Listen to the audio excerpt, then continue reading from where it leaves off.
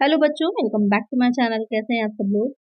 आप लोग के लिए पीजीटी कॉमर्स की क्लासेस मैं लेकर के आ रही थी। जैसे कि आप लोग जानते हैं कि आप लोग का यूपी पीजीटी का एग्जाम होने वाला है जून में, जिसकी डेट्स आ चुकी हैं। और अभी जो आपने देखा कि असिस्टेंट प्रोफेसर की क्योंकि अप्रैल में आपकी डेट वाइज आ गई, तो ये कंफर्म हो जा रहा है कि जून में आप लोग का एग्जाम भी होना है। उसके अलावा केवीएस की भी, जैसे कि आप देख रहे हैं कि आरआर आ चुका है, तो नई नोटिफिकेशन जल्द ही आने वाली है। एमआरएस की है, एमबीएस की है। तो पीजीटी कॉमर्स की जो बच्चे तैयारी कर रहे हैं, चाहे वो आपका किसी भी सब्जेक्ट किसी भी उसका एग्जाम हो, चाहे वो डीटी प्लस बी का हो या फिर आपका केवीएस हो, यूपी पीजीटी हो, सभी के लिए वीडियोस काफी हेल्पफुल होने वाली हैं। तो डीटी प्लस बी के भी शेड्यूल्स आप देख रहे हैं कि जैसे कि आ रहे हैं। अभी आपका एक नया शेड्यूल भी आया है, तो बहुत पॉसिबिलिटी है कि इधर ही आपका एग्जाम भी मई में या आगे जून में कराया जा सकता है। तो आपको अपनी प्रिपरेशन अच्छे से स्टार्ट कर देनी है। तो अब हम पढ़ेंगे आगे, जो इसमें टॉपिक है कि जर्नल क्या होता है। आपके जो डबल एंट्री सिस्टम होता है उस तक हमने प्रीवियस वीडियो में पढ़ लिया था। और उसके आगे आज के वीडियो में हम पढ़ेंगे कि जर्नल क्या है, लेजर क्या होता है और कैश बुक क्या होगी, जो कि बहुत ही बेसिक सी चीजें हैं लेकिन बहुत ही इंपॉर्टेंट है। इससे एक दो क्वेश्चन आपके जरूर बनते हैं। तो शुरू करते हैं इसमें कि जर्नल क्या होता है, व्हाट इज जर्नल। तो एक जर्नल क्या है, जर्नल के बारे में वैसे तो आप लोग को पता ही होगा क्योंकि आप लोगों का कॉमर्स बैकग्राउंड ही रहा है। तो जर्नल क्या होता है, जो भी फाइनेंशियल ट्रांजेक्शन हमने किए होते हैं उसको हम जब एक क्रोनोलॉजिकल ऑर्डर में लिखते हैं, रिकॉर्ड करते हैं, तो वो क्या कहलाता है, हमारा जर्नल कहलाता है। A journal records all the routine transactions of a business in a chronological order। यहाँ पे चीज का ध्यान रखिए, डायरेक्ट क्वेश्चन ये बनता है कि किस क्रम में रखा जाता है, तो कालानुक्रमिक क्रम में, यानी कि डेट वाइज।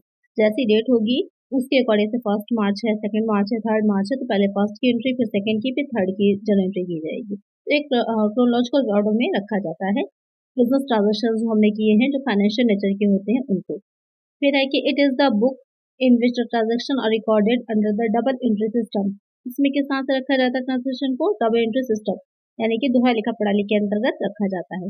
दस जर्नल इज द बुक और ओरिजिनल रिकॉर्ड। ये क्या होती है, ये आपके मूल अभिलेख की पुस्तक होती है। अक्सर पूछा जाता है कि प्रारंभिक पुस्तक कौन सी है, मूल पुस्तक कौन सी है, तो वो आपकी हो जाता है जर्नल। ये भी डायरेक्ट क्वेश्चन बनता है। It doesn't replace but precedes the ledger. इसे आप जो जर्नल होता है उसको प्रतिस्थापित नहीं किया जाता, बल्कि इसी से आगे आप जो है लेजर तैयार करते हैं, उसके आगे के आपके फाइनल अकाउंट्स तैयार होते हैं। The process of recording transaction in a journal is called as journalising. जो भी रिकॉर्ड हम रख रहे हैं जर्नल में, जो जर्नल में एंट्रीज की जा रही हैं, वो प्रोसेस क्या कहलाती है, उसे हम जर्नलाइजिंग कहते हैं। हिंदी में इसे रोजनामचाकरण भी कहा जाता है, तो ध्यान में रखिएगा। ये भी पूछ सकता है कि जर्नलाइजिंग क्या होता है, या जर्नल में जब एंट्री रख रहे हैं तो उस प्रोसेस को क्या कहते हैं, उसे जर्नलाइजिंग कहा जाता है। तो ये हो गया कि जर्नल क्या होता है। इस तरह की बुक है आपकी डबल एंट्री सिस्टम के बेस पर रखी जाती है। ओरिजिनल रिकॉर्ड की रखने की बुक है, प्रारंभिक पुस्तक होती है, प्राइमरी बुक भी कह सकते हैं। और इसमें जो अकाउंट रखे, अकाउंट्स क्या है, इसमें जो भी लेखे किए जाते हैं वो क्रोनोलॉजिकल ऑर्डर में किए जाते हैं। अब इम्पोर्टेंट है कि इसके फंक्शंस क्या होते हैं, क्या कार्य होते हैं इसके।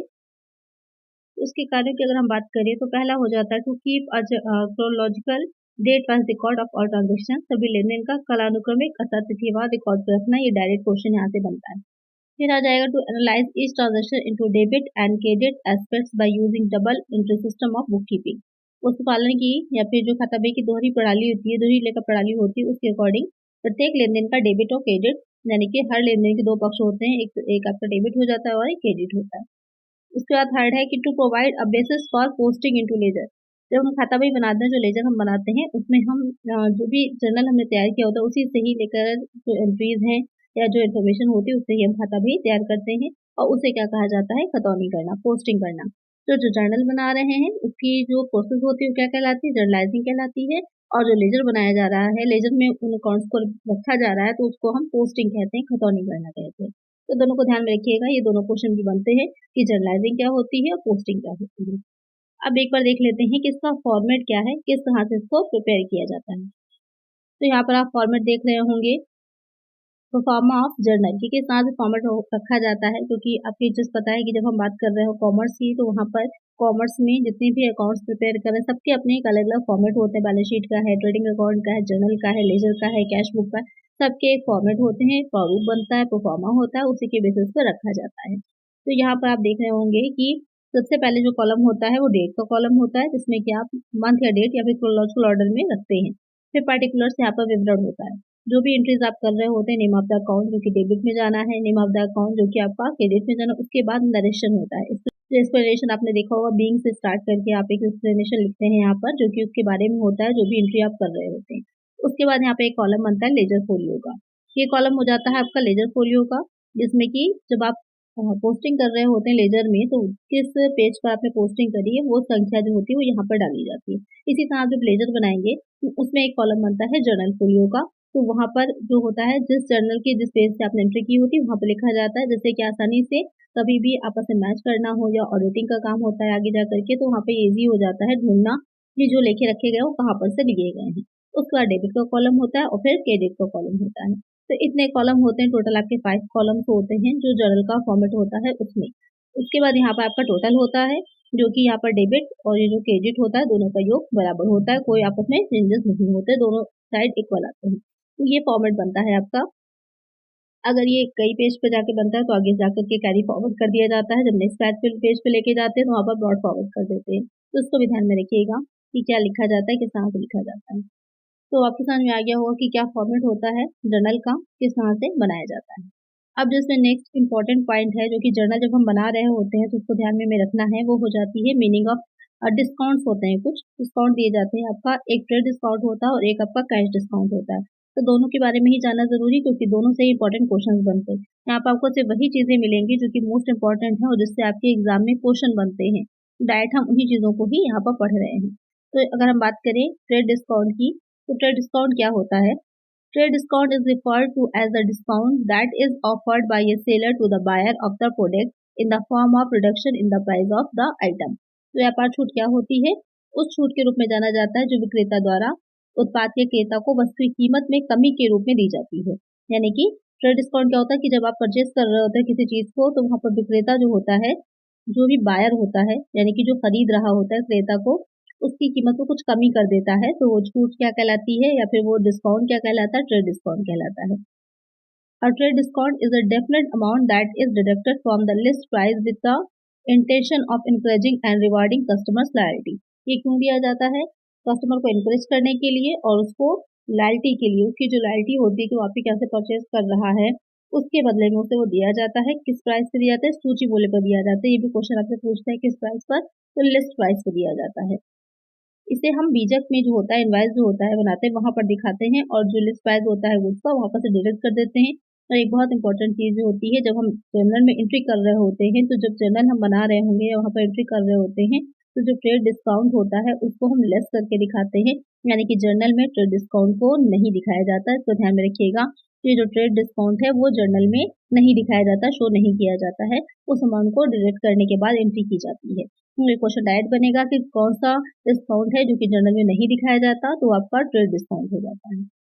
इसमें अब नेक्स्ट आगे है, जो दूसरा इसमें इंपॉर्टेंट है वो हो जाता है कैश डिस्काउंट। कैश डिस्काउंट क्या होता है? A discount provided by the seller to the buyer on the invoice amount when payment is made within a specific period.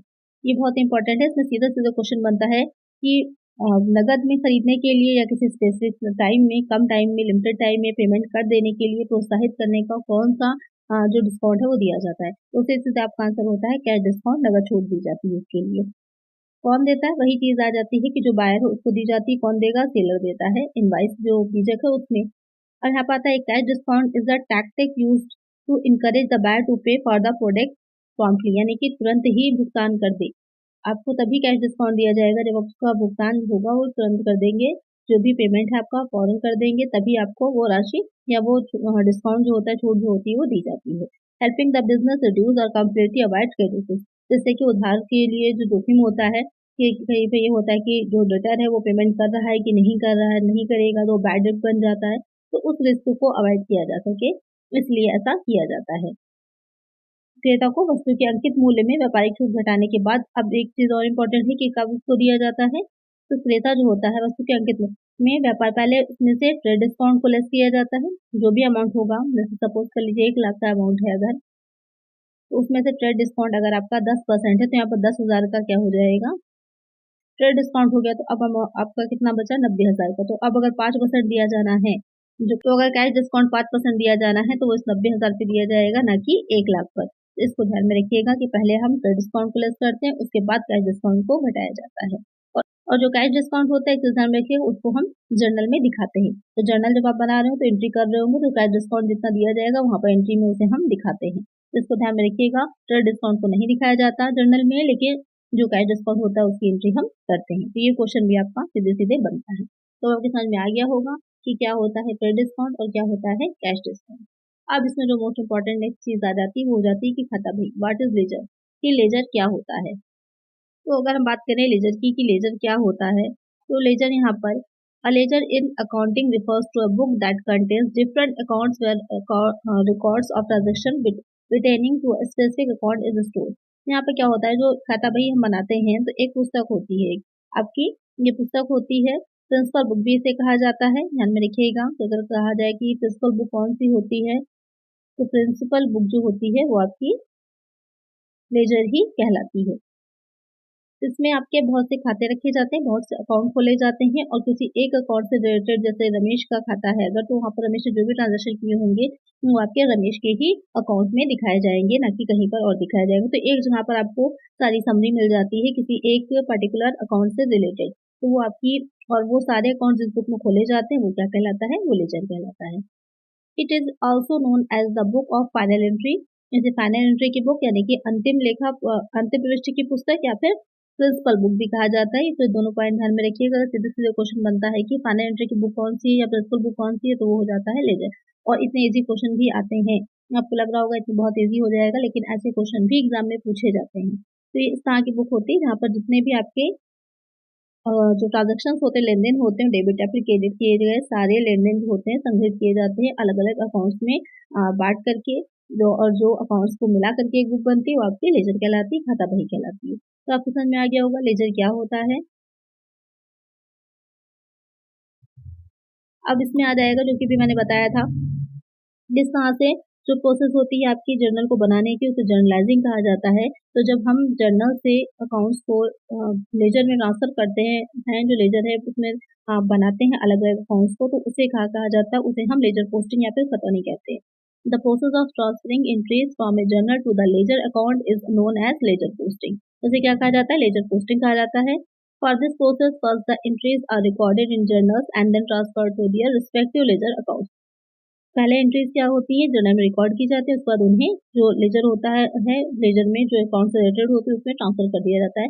वही प्रोसेस क्या कहलाती है, उसे ही हम क्या कहते हैं, उसे ही हम लेजर पोस्टिंग कहते हैं। अब एक बार देख लेते हैं लेजर का फॉर्मेट कि किस तरह से इसे बनाया जाता है। तो यहाँ पर आप देख सकते हैं फॉर्मेट जो कि लेजर का होता है, प्रोफार्मा जैसे कि कहेंगे। कैसे बनाया जाता है, सबसे पहले आपका 20 से ये दो भाग में डिवाइड होता है। ये जो बीच में आप लाइन देख रहे हैं ये वाली, ये आपकी दो पार्ट में डिवाइड करती है अकाउंट को किसी भी। सबसे पहले इधर जो कॉलम होता है डेट का होता है, डेबिट साइड है, इधर हो जाता है आपका क्रेडिट साइड, ये वाला कॉलम हो जाता है क्रेडिट साइड। डेट होती है यहाँ पर पर्टिकुलर जो कि विवरण होता है name of the credit account का। यहाँ पर जैसे कि मैंने पहले ही बताया था कि जब हम जर्नल बनाते हैं तो वहाँ पर लेजर फोलियो बनता है, और जब लेजर बनाते हैं तो वहाँ पर जर्नल फोलियो होता है और यहाँ पर अमाउंट आ जाता है। सेम वैसा ही रिपीट हो जाता है क्रेडिट साइड में, डेट का पर्टिकुलर कॉलम, जेएफ वाला कॉलम और अमाउंट का कॉलम। तो सेम हो जाता है। अगर कहा जाए कि कितने पार्ट में होती है तो चार चार आपके दोनों साइड के 8 भागों में बटी हुई रहेगी ये। जनरली आपके 4 ही भाग होते हैं, एक साइड के डेबिट के और 4 भाग जो जाते हैं क्रेडिट साइड के हो जाते हैं। तो यहाँ पर इस तरह से इसको हम प्रिपेयर करते हैं जो आपका अकाउंट होता है। तो इसमें क्या होता है, दोनों साइड इक्वल नहीं होते, किसी न किसी साइड में आपका बैलेंस निकल करके आएगा, चाहे वो डेबिट साइड आएगा या फिर वो क्रेडिट साइड आएगा। यही जो बैलेंस निकल करके आते हैं इन्हीं बैलेंस से हम क्या प्रिपेयर करते हैं, यही बैलेंस से हम बनाते हैं आपके जो ट्रायल बैलेंस होता है। और ये देखा जाता है कि जो ट्रायल बैलेंस हमने प्रिपेयर किया है, बनाया है, अगर उसके दोनों साइड बराबर आ गए हैं तो ये मान लिया जाता है कि जो हमने लेजर बनाया है, जो अकाउंट रखे हैं, जो खातों में एंट्रीज करी है वो पूरी तरह से सही है। अंगणितीय एटलीस्ट उसमें शुद्धता है, ऑटोमेटिक रूप से वो करेक्ट है, ये माना जाता है। लेकिन पूरी तरह से सर्टिफाई नहीं करता है, प्रमाणित नहीं करता है कि हाँ अगर ट्रायल बैलेंस मिल गया है तो आपके अकाउंट सारे सही ही होंगे। अब नेक्स्ट इसमें आ जाता है, वो हो जाती है रोकड़ बही की। लेजर समझ लेने के बाद अब इम्पोर्टेंट है जानना कि कैश बुक क्या होती है, रोकड़ बही क्या होती है। तो अगर हम कैश बुक की बात करें, रोकड़ बही की बात करें कि क्या होती है, तो cash book is a special type of book. ये आपकी एक विशेष प्रकार की पुस्तक होती है that is only concern with the recording of cash transaction of an organisation. इसमें क्या लिखा जाता है, इसमें सिर्फ और सिर्फ नगद जो आपने लेन देन किए होते हैं उनका लेखा होता है, यानी कि कुछ क्रेडिट पर हैं अगर उधार पे किए गए हैं तो वो आपके कैश बुक में नहीं दिखाए जाते हैं। सिर्फ आपने जो कैश ट्रांजेक्शन किए होते हैं उनका ही लेखा किया जाता है। It performs the dual role of both journal and ledger for all the cash. ये आपकी दोनों तरह से यूज होती है। अक्सर ये क्वेश्चन पूछा जाता है कि जो कैश बुक है वो जर्नल है या लेजर है, वो आपका जर्नल में आती है या फिर खाता बही में आती है। तो यहाँ पे एक चीज ध्यान दीजिएगा, जो कैश बुक होती है दोनों ही मानी जाती है, कभी कभी वो जर्नल के रूप में यूज होती है, कभी कभी लेजर के रूप में यूज होती है। Taking place in a business, यानी कि जितने भी ट्रांजेक्शन बिजनेस में कैश के रूप में किए जाते हैं वो सब उसमें हम दिखाएंगे। A cash book records all the cash received on the debit side. Debit side जो होता है इसका, उसमें जितने भी कैश रिसीव हो रहा है वो सब दिखाया जाएगा, और जो पेमेंट का जितना भी हम कैश में कर रहे हैं वो सब आपका क्रेडिट साइड में दिखाया जाएगा। तो इसके लिए एक बार फॉर्मेट देख लेते हैं कि इसका फॉर्मेट कैसा होता है, तो आपको और अच्छे से क्लियर समझ में आ जाएगा। तो देख रहे होंगे स्क्रीन पे आप इसका फॉर्मेट कि कैसा होता है, किस तरह से इसको बनाया जाता है। सिंपल कैश बुक का फॉर्मेट है ये। तो ये आपकी 2 खानों की होती है, 2 कॉलम की होती है, 3 कॉलम की होती है, 4 कॉलम की, अलग अलग तरह से बनती है। तो ये आपकी सिंपल कैश बुक है। अगर हम फॉर्मेट की बात करें, क्या क्या चीजें इसमें कहाँ कहाँ पर गिवन होती हैं, तो जैसे कि आप देख रहे होंगे कि एक साइड डेबिट हो जाता है, एक साइड क्रेडिट हो जाता है। जैसे कि अभी मैंने बताया था, डेबिट साइड में सारी रिसिप्ट होती हैं, और क्रेडिट साइड में जितने भी पेमेंट आपने किए होते हैं कैश में वो सारे दिखाए जाते हैं। पेमेंट्स के बारे में भी जिन नाम दे रखे हैं आप देख सकते हैं, और इधर यहाँ पर रिसीप्ट भी। और सबसे पहले जो होता है ओपनिंग बैलेंस होता है, जो अमाउंट दिखाया जाता है, आपका वाउचर नंबर पड़ता है, लेजर फोलियो एलएफ को कॉलम यहाँ पर भी बनता है, जिससे कि आपने जो भी क्या वहाँ पर एंट्रीज रखी है या फिर अकाउंट्स तैयार किए तो उनको ही यहाँ पर दिखाएंगे, जिससे कि हम आसानी से मैच कर सकें एंट्रीज को, अपनी अकाउंट्स को इसकी कैश बुक के साथ इजीली मैच कर सकें, उसका टोटल आपका निकल करके आता है। अब यहाँ पे एक चीज और आती है, जैसे कि आप यहाँ पे देख रहे होंगे एक बैलेंस का कॉलम है यहाँ पर बना हुआ, बैलेंस कैरिड फॉरवर्ड किया गया है, क्लोजिंग बैलेंस। तो अब ये क्या है, डेबिट साइड का है। डेबिट साइड यानी कि रिसिप्ट, रिसिप्ट यानी कि जो आपने रिसीव किया है वो ज्यादा आया है, रिसीविंग अमाउंट ज्यादा है, और आपने पेमेंट कम किया है, तभी यहाँ पर बैलेंस निकल करके आया है। तो एक चीज ध्यान में रखिएगा, जो कैश बुक होती है वहां पर मोस्टली यह कहें कि हमेशा ही जो आप होता है आपका डेबिट बैलेंस होता है, कभी भी क्रेडिट बैलेंस नहीं होता है। ये क्वेश्चन पूछा जाता है कि जो कैश बुक होती है उसमें किस तरह का बैलेंस दिखाती है, तो वो सदैव ही आपका डेबिट बैलेंस ही शो करती है। तो ये हो जाता है सिंपल कैश बुक का फॉर्मेट। जैसे कि ये पॉइंट आप यहाँ पर देख भी सकते हैं कि cash book always shows a debit balance or equal balance but never credit balance, की रोकड़ बही का डेबिट पक्ष हमेशा क्रेडिट पक्ष से अधिक होता है या बराबर, परंतु कभी भी क्रेडिट शेष नहीं दिखाता है। यानी कि हमेशा ही डेबिट बैलेंस जो होगा वो कैश बुक दिखाएगी, या फिर इक्वल हो सकता है जितना भी आपको रिसीव हुआ उतना आपने सब पेमेंट कर दिया हो, कुछ भी आपका रिमेनिंग ना बचे। लेकिन कभी भी ऐसा नहीं हो सकता कि आपकी रिसीविंग कम हो जाए, आपने पेमेंट ज्यादा कर दिया हो। रिसीविंग हमेशा ज्यादा रहेंगी और पेमेंट आपका कम रहेगा। तो ये भी आपका डायरेक्ट क्वेश्चन बनता है, इसको भी जोर से ध्यान में रखिएगा। तो आज की वीडियो में हमने कवर किया कि जर्नल, लेजर और कैश बुक क्या होती है, क्या क्या इंपॉर्टेंट इसके पॉइंट्स हैं, तो अलग से नोट कर लीजिएगा, जिससे कि एग्जाम में अगर आपके डायरेक्ट क्वेश्चन वहां से बनते हैं तो आप इसे उसको समझ सके। नेक्स्ट जो वीडियो आएगी उसमें हम फाइनल जो आपके अकाउंट्स हैं उनको कवर करेंगे कि फाइनल अकाउंट्स कौन कौन से होते हैं। तो आज की वीडियो में इतना ही। वीडियो अच्छी लगी है तो लाइक जरूर से कर दीजिएगा, और इसी तरह की वीडियोस आपको मिलते रहें इसके लिए चैनल को सब्सक्राइब कर लीजिएगा। मिलते हैं नेक्स्ट वीडियो में। Thank you.